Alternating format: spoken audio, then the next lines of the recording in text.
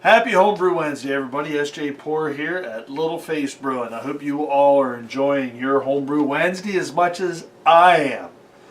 I am enjoying it, mainly because I am enjoying the fruits of my labor. This right here is the cream ale that I made a couple weeks ago.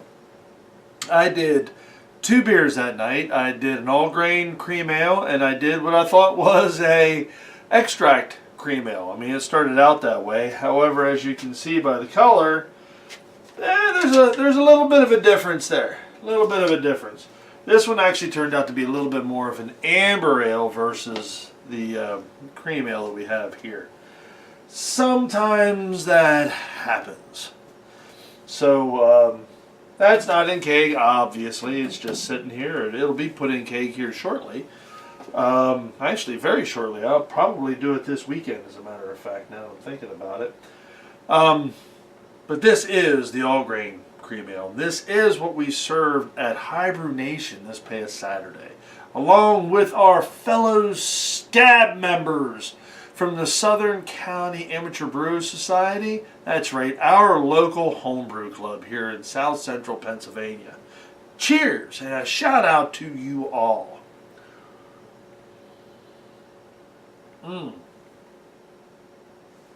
We had a really good representation of beers. I took my Resilience IPA and I took my cream ale. And I typically do that sort of thing. I'll take a beer that's popular, what everyone's drinking, IPAs. And then I'll take something else that is a little off, you know, what, I don't want to say a little off, but a little different than what the norm is. Hence the cream ale. Cream ale is a fun beer. Cream ales are great beers. They're fun beers to brew, and they are fantastic beers to drink. Super easy drinking. This one's a little bit larger.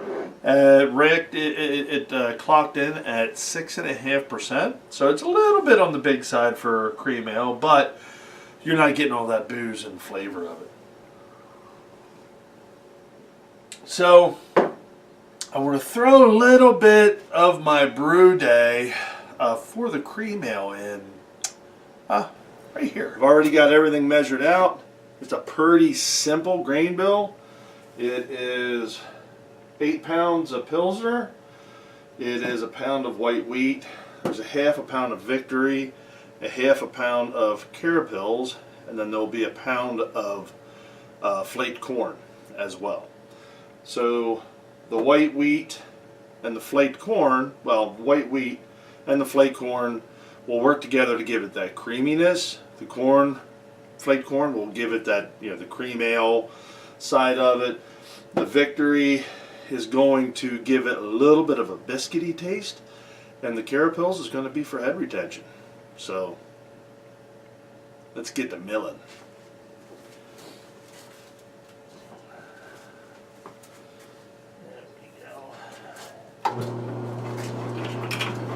I love my miller's mill.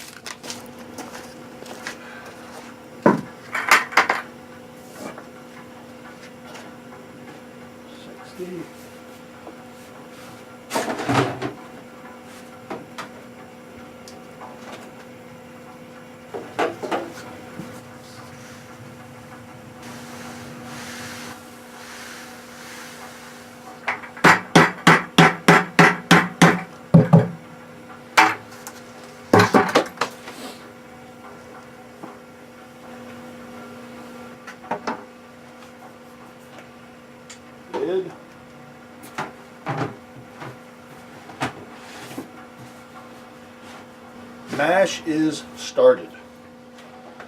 Strike water's almost done. So HLT will sit up here, fly sparge into that, and then down into the pot. But I've got time for that. This will just go in here and set up there and be ready for whenever I'm I'm ready for it.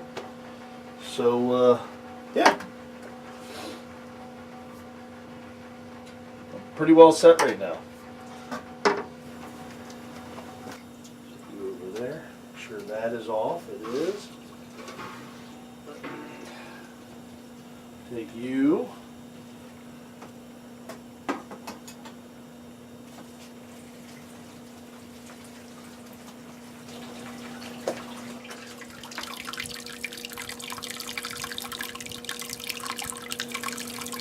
Looking good. So the timing is quite impeccable. So there is the first ounce of Liberty for in the boil, and we are just now hitting the boil. That was impeccable timing. And what I'm going to do is the exact same thing on this one. I'm doing full ounce of Liberty for 60 minutes, and then I'll do half an ounce of Liberty at 30 and a half an ounce at 15.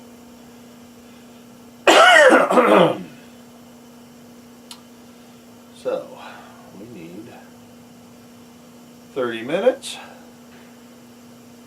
and start.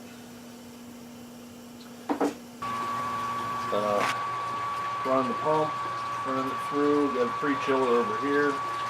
So the water's going in, down into the pot, coming back up, going out through, around, and down. So this usually knocks her down pretty quick. That was the brew day. It was a fun brew day. It was a very eventful brew day. I got a lot done that day. I got both beers brewed in a very timely fashion, and they both turned out really well. So we move on to Hibrewnation. Hibrewnation was very good again this year. It's a fun event that we do here in South Central Pennsylvania. It's ran in York County and at the York Fairgrounds. A lot of the local breweries participate. We typically are the only homebrew spot that goes in. There is another club, but they don't really do a whole lot when it comes to homebrew, just saying. So, hence the birth of SCABS. And we'll leave it at that. So, Hibrewnation was a blast. Got a little bit of footage, of some of the craziness that we had there. We had Enabler Brewing, Jim and Rebecca. Of course, we had Mary and I from Little Face. We had Youngblood Brewing, James Young. And we had Fainting Goat Brewery, which is Jesse Kilgore, a fellow SJ Port Challenge brewer. We had Randy Kreider there. We also had Dick Brewing. And we had, what is Chuck's brewery's name? I want to say, it's not Black Dog. Can't remember the name of his brewery, but we had Chuck there as well. So we had a really good showing. Lots of beers, and they turned out. And as always, the Dick beers are always popular at Hibrewnation. I was actually going to take another one that was my Little Dick Short and Stout. I was going to take along, but I chose not to. So here's a couple minutes of Hibrewnation. We don't have anything fancy for Little Face Brewing in front of Arcade. And I feel very inferior right now because you guys have such a great setup all through here. Fainting Goat. Smile if you like dicks. Does that look like a flower pot or a beer mug? Yeah. A beer mug with a flower in it. You have Mary. I do have Mary. That does help. Talk about points. Oh yeah, she's representing. Oh yeah. Get off me. She's got a little face happening right there. Damn, I wish I would have remembered that. I doubt it. Cool. I may be old. Enabler Brewing. I love that box. I got to make one. Now I got to make one. I just got to make one. But we do have Little Face Brewing. I might have to have her put her t-shirt up on. All right. So we are at Hibrewnation, Southern County Amateur Brewing Society, because we're special, like I always say. We are special. We're a bunch of special. We are. Better. We are. Oh, look at that! It no longer looks like a flower pot. There we go. I like it. It's kind of terrible. Special in our own individual way. Yes. Oh, look, and of course, where's Rich at? He's got to show off. He brought all of his awards along. I know. I was like, why didn't we think about bringing our thing? I know. I should have brought mine. I have one. It will get crazy, no doubt.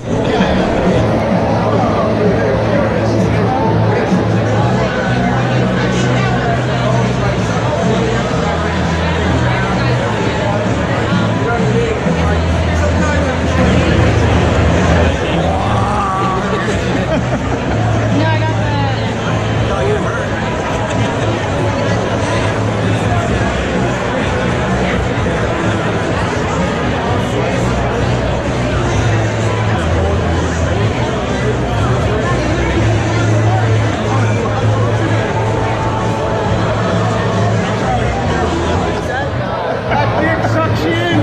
It does every time.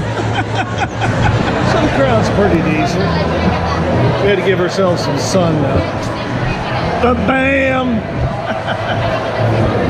Behind the scenes. Behind the scenes? Behind Yep. the table. Behind the table. You know what else makes me think of that self-centered dick?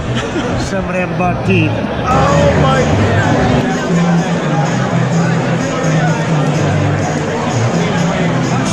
Hibrewnation was a blast. It was a lot of fun. I want to give a special shout out to Hazard's Distillery in Mifflintown, Pennsylvania. They brewed up or distilled up a butterscotch moonshine. Now, get a good look at that. If you're in Mifflintown, PA, you need to stop. Ooh, smell-o-vision. That is so good. This is their butterscotch moonshine, and it is just it's beyond phenomenal. What we did was they came over to the booth, and they were like, "Oh, we heard about your cream ale. We think that our butterscotch moonshine would probably mix really well with your cream ale." And you know what? They were not wrong. They were not wrong at all.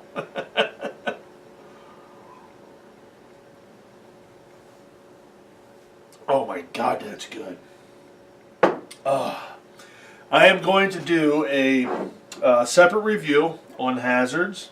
As long as, I mean, we're knocking on that jar pretty good.